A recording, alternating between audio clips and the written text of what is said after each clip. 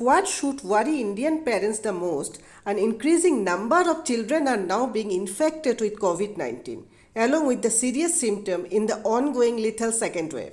It's become a nightmare for the parent like me.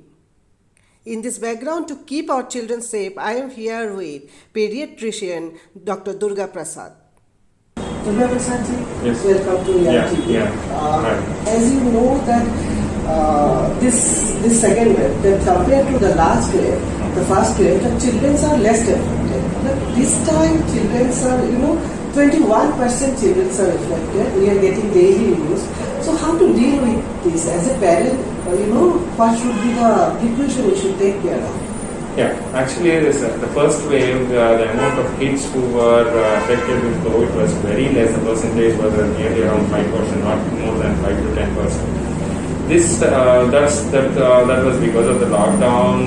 The schools, there were no schools, and everybody was a bit more careful in the first wave because no one knew what it was, and they were scared, and everything was in a proper order with the hand side hygiene or whatever they things.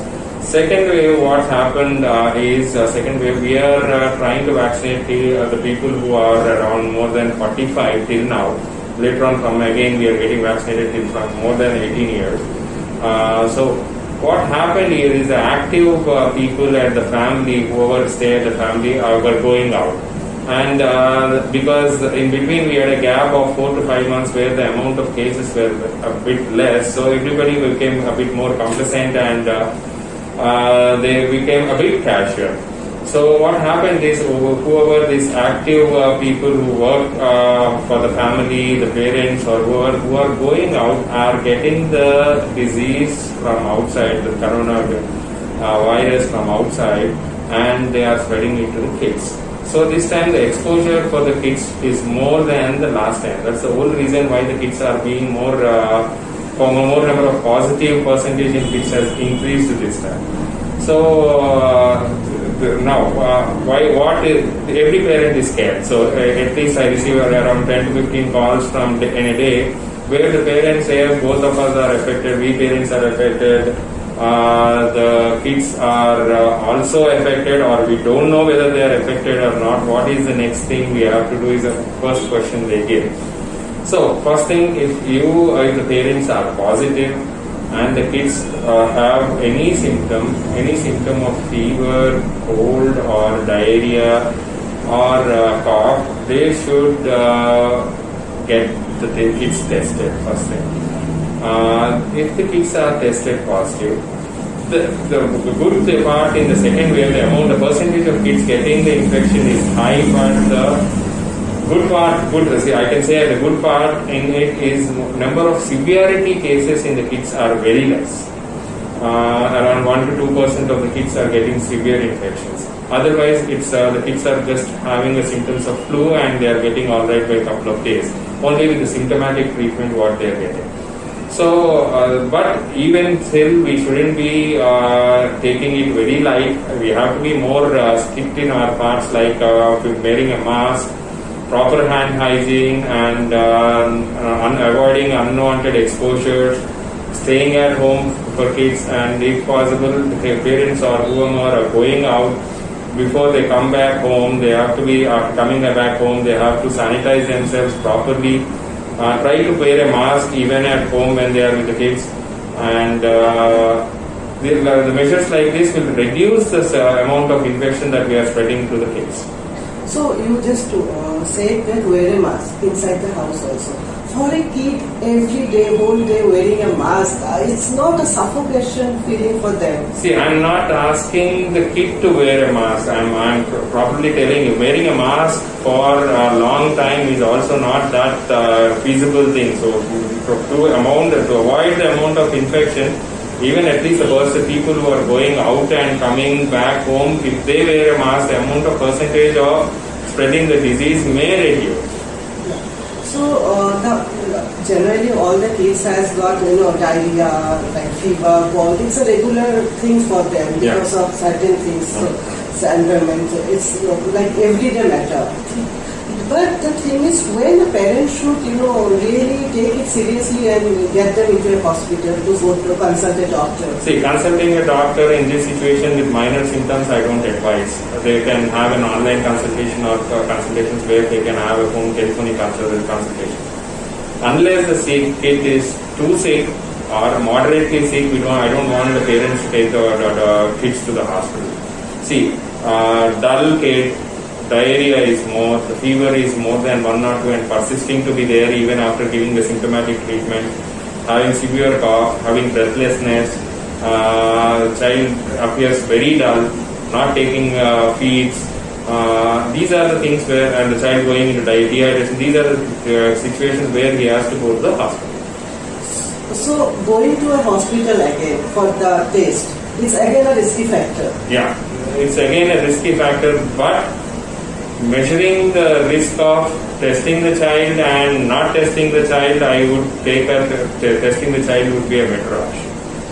So like a parent like me, who is always, a nightmare, that for everything, inside the home, the parents like me who are always like, okay, for something, if some cold is also there, if something, some snitching was also there, what happened, like that. Now at this present situation, everybody like me, I think every parents are very panicked. So in that case, any serious symptoms or any and after that the precaution we should take care of, so that we can take care of all the children inside the house only.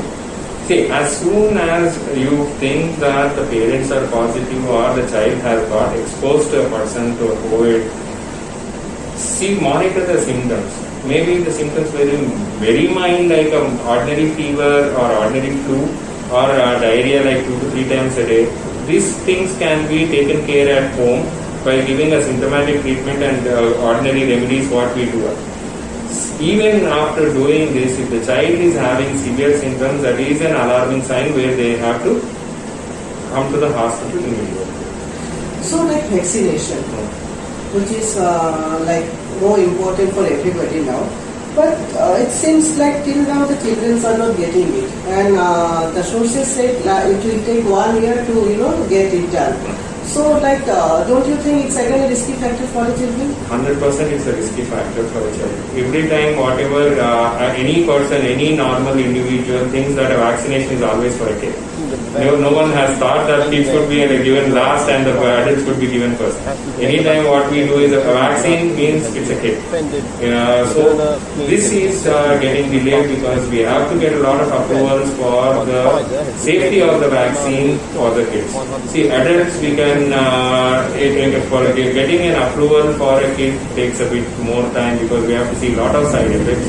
And lot of clinical trials are required for a vaccine to be said as safe to be given to a kid. We can't randomly fast track that and give it to a kid. So this, because it's a pandemic situation, the adult vaccine has been fast tracked and we are getting the vaccine. See, till what the major suggestion from any doctor or any pediatrician would be, till the vaccine is available for kids, we have to be more and more careful. Because you see, once all the adults get vaccinated, they will be safe, maybe around 80-90% would be safe, but sometimes there may be a chance of them still carrying the disease or still getting the disease. So we are, now the situation is like we are vaccinated, so we are absolutely, we are like, we can do anything, we can go anywhere. The situation is not like that. Even if you are vaccinated, your mask, your proper hand hygiene has to continue till the pandemic ends. See, vaccination is now, we can't say that I am vaccinated, I can do anything. That situation shouldn't be there. Unnecessary gatherings, unnecessary exposure has to cut down. So exposure, going to hospital. Now the kids who are in a development process, till 15 years they have to get some vaccine after vaccine. So in this process, this COVID is affecting the schedule? Yeah, it's affecting the schedule. Most of the parents are scared to get the vaccine. Even if it's my kid, I will be scared. So some vaccines have a range of vaccination time where it's not a proper, exactly the same date where we have to give the vaccine. We can wait See, I can't say that schedule has to break.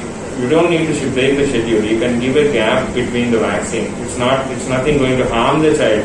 Because the child is not going to get exposed outside. So the risk of infections would be low. So giving a gap between the vaccines in the pandemic period doesn't affect the child in a much bigger way than taking the child outside and getting the vaccine. So with mild symptoms, what are the measures parents should take inside the home? Mild symptoms to the kid or the parent? Kids. To the kid, mild symptoms to the kid should be given proper hygiene, maintain proper hygiene, good food or whatever, good nutrition, and symptomatic treatment. Symptomatic treatment is what we do every time. Every mother, every parent knows if a child gets fever, what medicine they have to give. Every mother knows if the child gets cold, what medicine they have to take. Or you just take a consultation from your doctor on an online or on a telephonic, whichever possible. What is the situation? Or explain to the doctor what the situation is. Give symptomatic treatment, take proper hygiene and proper nutrition. The child will be fine in couple of days. A mother who is COVID positive, can she feed her infant? Yeah, a mother who is COVID positive can feed the child. See, this is in a situation like the country like India where people are now into a lot of nuclear families. See, there are no persons to take care who is negative at home. There is a mother, father and a baby, newborn baby. In these situations, the mother can feed the baby. Mother has to be wearing a proper mask, hand hygiene, and the baby can be fed by the mother. And the baby can be kept with the mother at a distance of whatever we maintain as a social distancing, at a distance. In case some parents have a help who are negative at home, they can start giving formula feed by giving the baby to the caretaker. But any day, whatever, any pediatrician or anybody who asks, breastfeed is the best feed. So you can do it, but with proper precautions. Any complicated case you handle till now? Complicated with the kids, not yet. Okay. Not yet. That's the whole point in it. The thing what I said, the good thing in this is they are not having severe symptoms. First, initially, whenever I started speaking to you, I said the same thing. Good thing about it is they are not having very serious symptoms. Properly, then everything will be good. So parents who has got COVID positive and the child is also with them, then isolation is also not possible. That time what should we do? See, first thing is they have to get the child tested, and whoever is positive at home should be maintaining a bit of a distance. How much ever they can maintain, the distance has to maintain, and the same COVID precautions. See, it all revolves around this COVID precautions. You can't break the chain in the COVID precautions. So proper hand hygiene has to be there. Even if you are at home, both the parents are positive and the child is negative. You don't have anybody to take care of the child. But get the child get tested if the child has any slight symptoms also. If not, and the parents that's a $1 million question. That's a $1 million question. I don't want the child to get exposed again outside for getting the tested. Mild symptoms, we can get it tested. Still you have a doubt, you want to get it tested, you have sources to get the baby tested at home, whatever home visit, you get it tested. So as a doctor, tell me how painful you are feeling when dealing with now this type of situation. Because I am from a doctor family, we know that every time if somebody die or like normally also we feel very bad. So as a doctor, dealing with this situation where the infrastructure of the country is also collapsed. So what is the feelings you have personally as a doctor? See, as a doctor, I don't want to say I don't have this, I don't have that, and I don't want to treat a patient. I want to do my best to the COVID patient or whoever patient, maybe a COVID patient to a normal patient. What I am feeling is, we are depressed here because we are short of things where we can help the patients. But still, with the amount of facilities what we have to fight with it. So, we are trying to do our best to make the society happy. Doctor, last question. Just give some suggestion to our parents so that they can take care of it. The suggestion to the parent is avoiding unnecessary exposure is a major suggestion I give to any not a parent, anybody. Unnecessary exposure. See, this is my family, I can go out, this is where I can stay safe. There is no place stay safe now. Your home is the safest place. Be at home, take proper precautions while entering back home, take your precautions while coming back home, and maintain all the distances and whatever COVID protocols say you have to do that. There is no ifs or buts. Thank you, Doctor. The coronavirus disease pandemic has brought with it new challenges for families across the globe. Parents should stay alert, need to follow COVID appropriate behavior to protect our children. This is Indrani Sarkar for Rian TV.